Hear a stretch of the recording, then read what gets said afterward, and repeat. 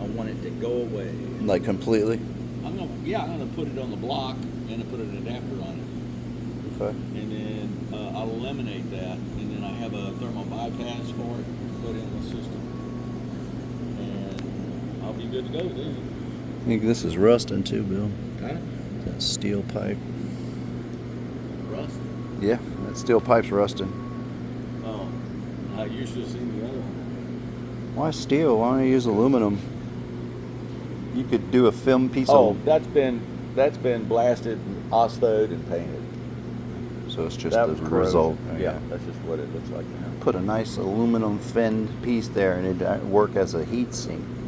I have a stainless one, but it just looks so crappy. So cool. You did a lot of work in here, man. Look at that solid state ignition system. So that rotor inside there no longer, that probably originally had points and condenser. Yes, it did. And now it's a solid state. There's a sensor in it. Yes, a And reluctor. Yep, Yep. and a wheel. Pickup, yeah, a reluctor hall sensor now, which is the best way to pick up a signal off of that. Even clean down up in there. Look at that freeze plug. There's a guy in on the block. Australia. There's a guy in Australia that has a blower on his. A blower on one of Yeah. these? On this little V8? And What kind of power does this thing make again? wall packs. He smart coils. He probably needs it to keep the Yeah. spark alive Yeah. because he wants to put it out. So he's pushing some compression. What kind of power did he put out? Oh, Supercharged, huh? Where's the blower this from? is 145 stock. 145 horsepower, and that's that had a 2-barrel on it. It had two one-barrel Two one- SUs. SUs. Or, yes. Strongbirds. Strongbirds. Two Strongbirds on it. And they were opposing Weird. on a pyramid-shaped intake manifold That's that cool. bolts to the top of the lower intake manifold, which is a dual-plane manifold, intake manifold. Not a very good design. It's probably between the intake and the exhaust, that's the two worst designs on this engine. I'd be interested in a supercharger. Let's put a It is supercharger on this thing, a Bill. single overhead cam. There are no cam followers. The cam rides right on top of buckets that are on top of the springs. Cool. And the adjustment is made by changing shims underneath the bucket. So it's a shim under bucket. Shim under bucket valve. It's driven by single chain. The original chains would need to be replaced every 30,000 miles. Damn. For a chain? Yeah, they would stretch. Yeah, I would say so. 30,000 They miles. went to the German chains, and they last quite a bit longer. I don't know how long, but I'll probably never put 30,000 miles on this car. 30,000 miles on a chain had to go. Huh? Yeah. It's crazy. Triumph. So, I wonder if anything's related to motorcycles with this. No, this engine is actually built off of a design that was installed in the Saab. And it was Interesting. a single overhead cam. It was the exact same cylinder. And this motor was used in these vehicles, this primarily? This engine was designed for the Stag. It's Stag. the only car it was actually ever installed in. 68 to 72? 71 or 70 to 77. 70 to 77 is what this utilized, this engine. And this one's pretty modified. This is not a stock engine. No, it's not heavily modified. It just has a little higher compression, 9-to-1 compression. The cams were ground. They're stock cams. They were just ground to give a little bit more lift.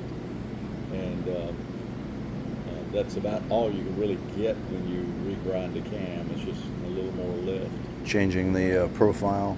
Just all you can do is grind the back side of the profile. The to ramping. get it a little bit more. Yeah, change the ramping. And that would change to the angle or the overlap. Yeah, well, right. We would decrease. You're also Right. limited to the diameter of the camshaft Sure. and to Sure. the ramp Sure. angle of the cam itself. You know, today they use like super large diameter camshafts do. for performance. They do. $2,000 to $8,000 for a roller camshaft for a billet engine today. Wow. Yeah. And I'm assuming that Crane, Esky, and Lenati are the three big. Now we got Cam Motion and Brian Tooley racing.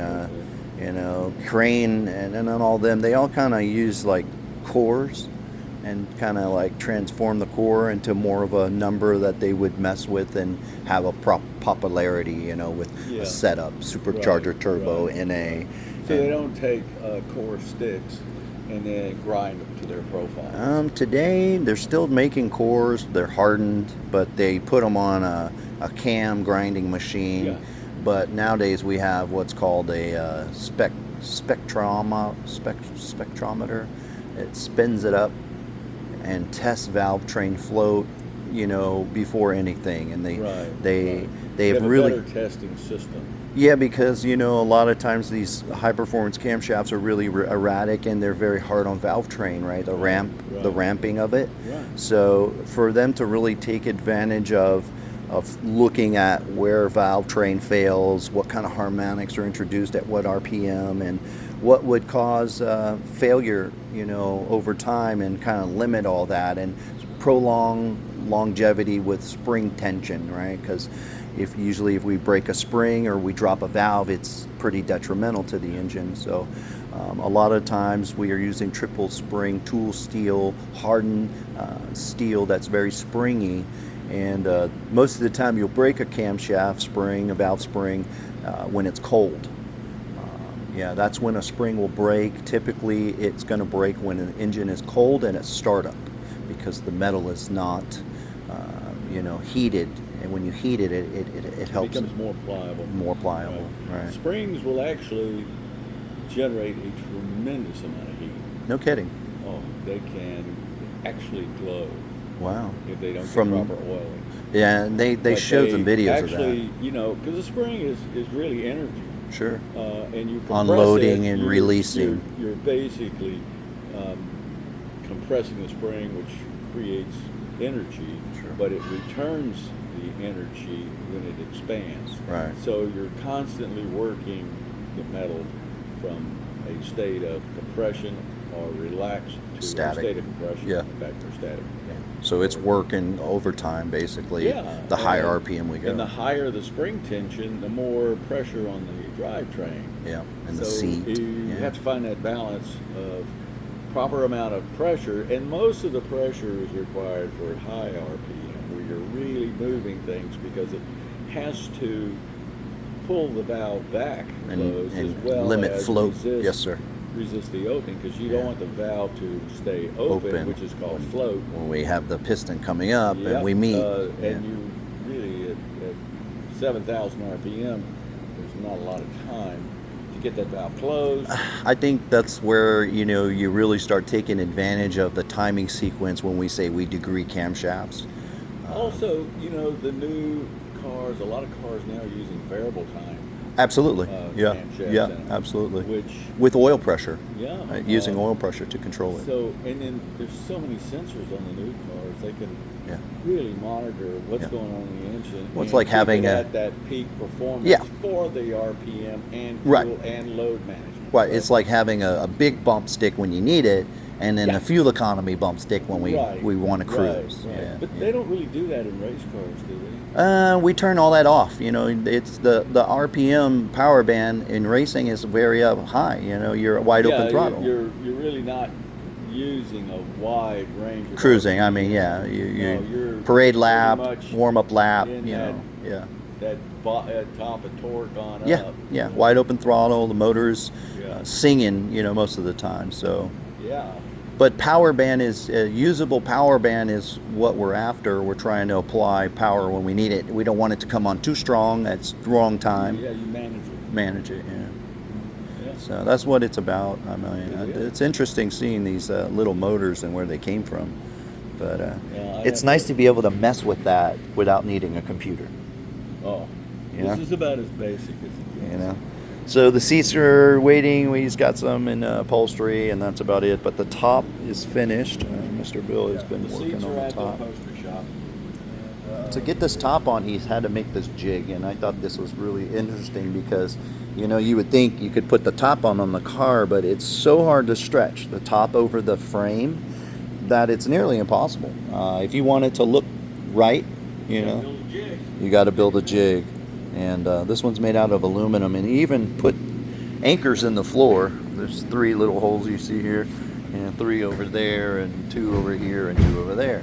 Well, that's to anchor this thing down, and then that's to get the top stretched over, because, you know, it's a new top and it's tight, and it has to be stretched over the frame and the skeleton of the convertible top. So the body work has been completed by our friends over at Time Warp Garage, and they were able to salvage this fuel door, which took a lick when Mr. Bill made a boo-boo and pushed his baby. What happened, Mr. Bill? Backed it underneath the trailer and crushed the top of the quarter panel. Oh, it was a bad day. This has been replaced. So, like me burning my ZR1 down, Mr. Bill hurt his baby by backing it into a trailer. We all make mistakes, and you know, it happens. So, Get the seats put back in. The interior has to be completely reinstalled, and then it's gonna have to get washed, cleaned. I can't wait for it to see it all clean. Get and ready detailed. for the Oktoberfest car show in Safety Harbor, the British car show in Safety Harbor. British. That's what we're getting ready for here. Yep. That's what we're gonna do. I'm gonna go and get some Annual footage. British car show. Annual British Card Show. It's coming in October, and it's in Palm Harbor. So if you want to see this beautiful Triumph Stag, come out and see us. This is about as good as they get. Top He's quality. happy. I love it. I love seeing him happy and doing his thing.